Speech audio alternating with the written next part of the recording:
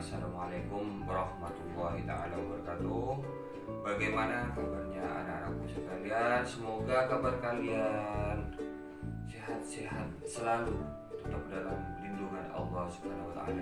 Kali ini Bapak akan memberikan pembelajaran yaitu di tema 2, subtema 1, pembelajaran 2. Bisa dibuka di buku kalian yaitu halaman 10.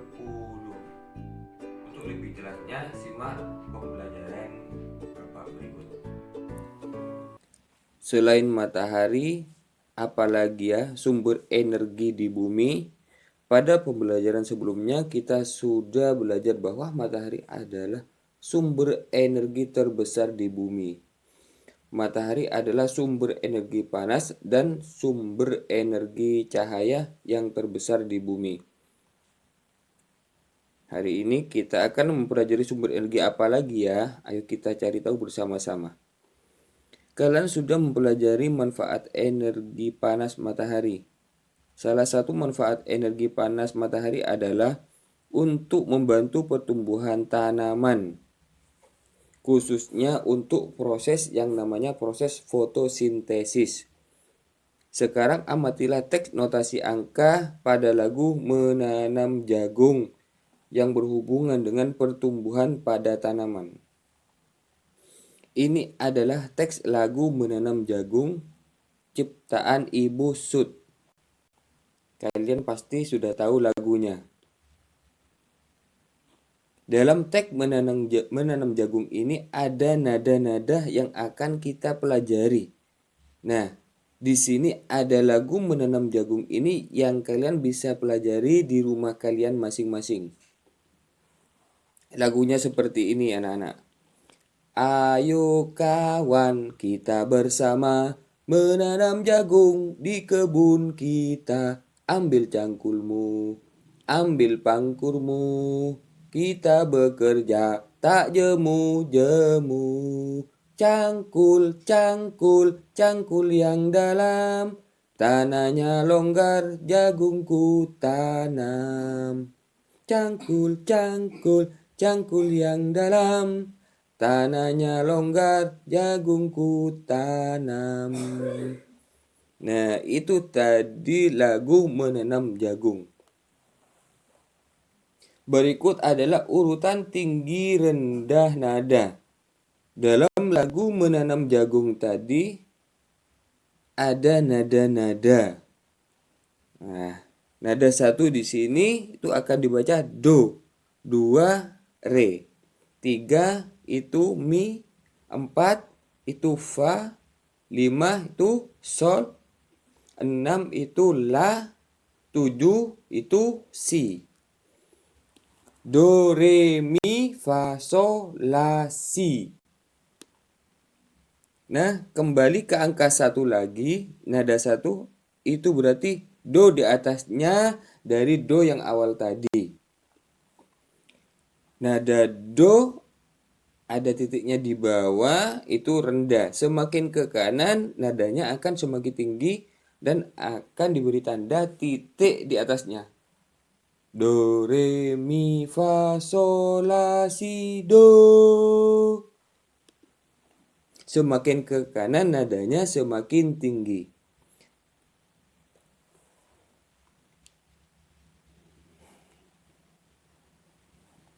Birama lagu Menanam Jagung tadi adalah 4/4. Itu menunjukkan bahwa dalam satu birama terdapat 4 ketukan. Ada 4 ketukan, satu ketukan akan bernilai 1/4. Ayo, ayo, ayo, ayo.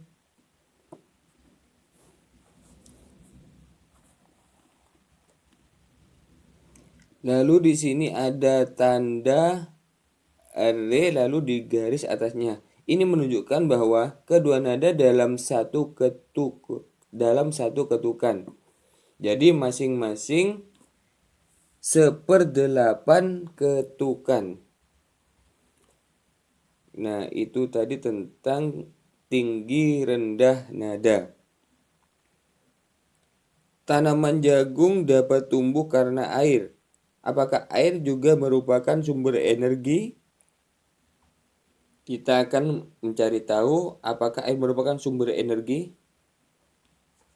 Energi air. Air merupakan salah satu sumber energi. Tubuh kita membutuhkan air untuk beraktivitas. Tidak hanya manusia, tumbuhan, dan hewan juga membutuhkan air. Selain diminum, air juga kita gunakan untuk memasak, mencuci, mandi, dan lain-lain. Air juga dapat dimanfaatkan sebagai sumber energi listrik. Salah satunya dengan menggunakan kincir air. Nah, di sini ada gambar kincir air. Kincir air ini digunakan untuk pembangkit listrik tenaga air atau menghasilkan sumber energi listrik. Aliran air akan dialirkan ke turbin, lalu turbinnya berputar untuk memutar generator yang ada. Ini adalah manfaat dari air untuk kehidupan manusia. Mencuci, memasak untuk pertanian, menyiram tumbuhan di kebun, mandi, mencuci tangan, juga di perhotelan dan pelayaran. Semua membutuhkan air. Air sangat penting bagi kita. Setiap orang berhak mendapatkan air yang bersih. Jadi, air itu merupakan sumber energi dan air itu sangat penting bagi kita. Kita bisa membayangkan bagaimana manusia tidak bisa hidup tanpa air. Kita setiap hari pasti membutuhkan air. Lalu, setiap orang itu mempunyai hak untuk mendapatkan air yang bersih. Untuk minum, mandi. Mengapa anak tersebut minum? Tentunya haus. Lalu mengapa anak tersebut mandi? Tentunya badannya kotor. Ingin membersihkan seluruh tubuhnya. Apakah mandi dan minum adalah kebutuhan? Tentu iya. Mandi dan minum adalah suatu kebutuhan. Apa yang terjadi jika ia tidak mempunyai air bersih? Apakah bisa meminumnya atau mandi? Tentu tidak.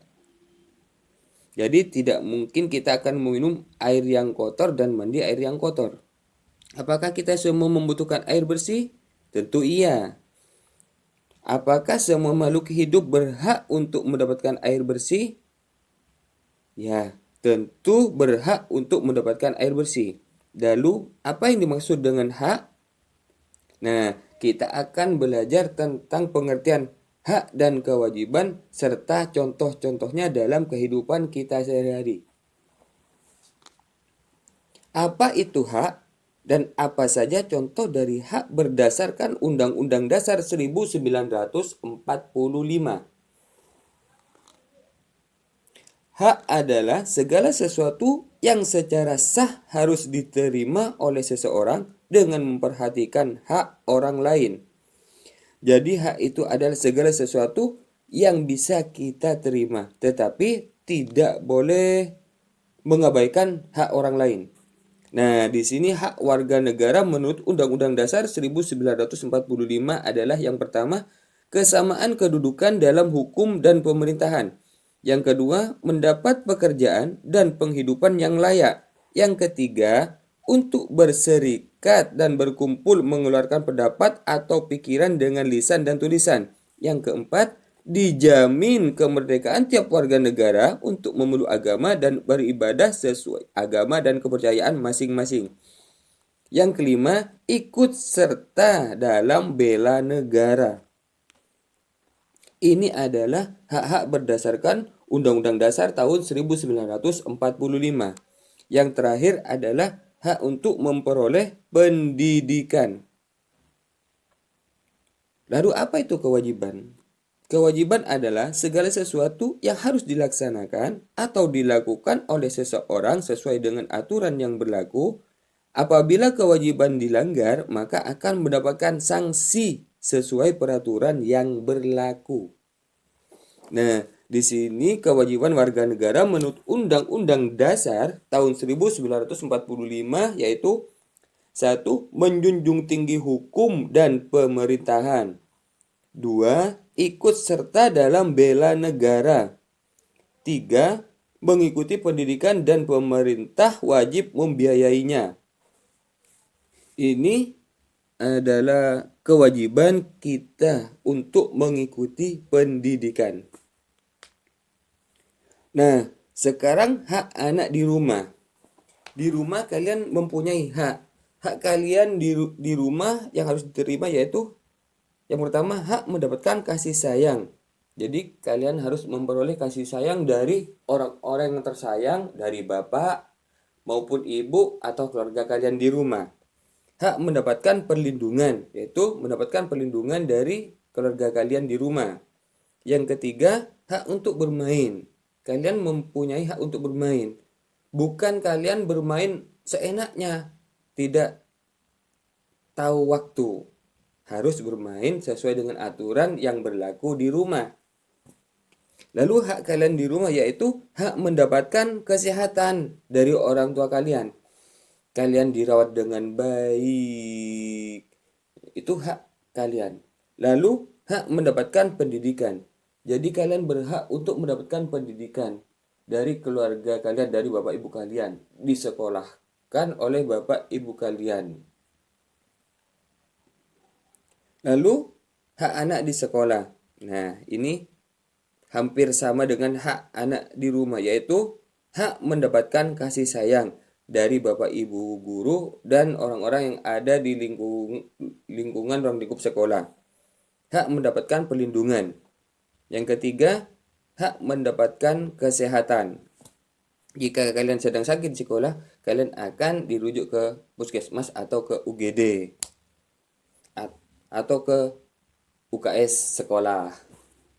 Itu hak kalian, bisa kalian terima di sekolah. Lalu hak mendapatkan pendidikan dari bapak ibu guru.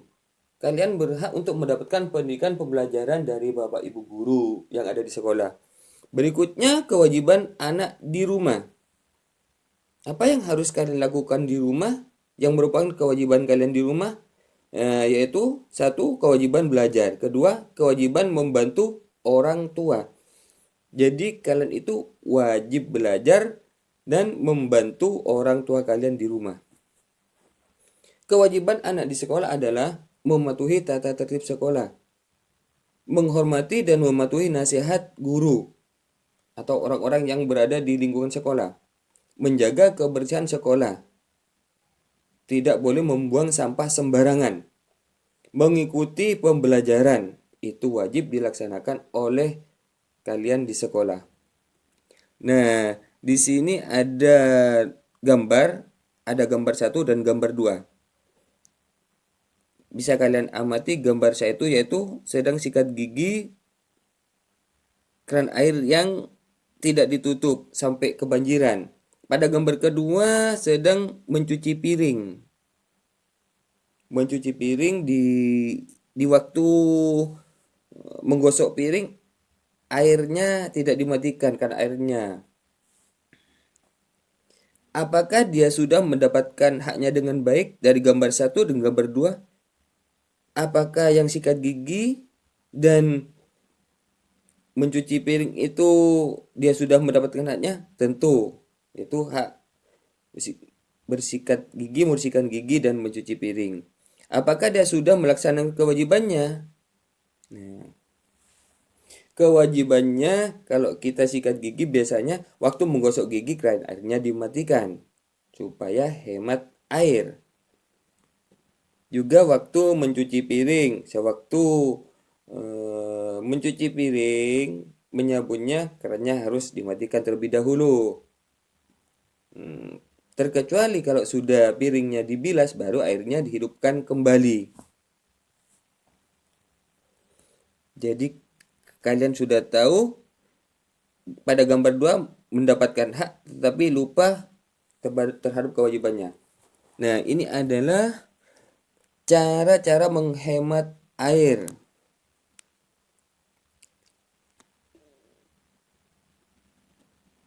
Yang pertama, periksa tagihan air. Jadi orang tua kalian pasti mendapatkan tagihan air. Di situ kita mengetahui apakah bisa mengalami kenaikan atau penurunan dalam penggunaan air.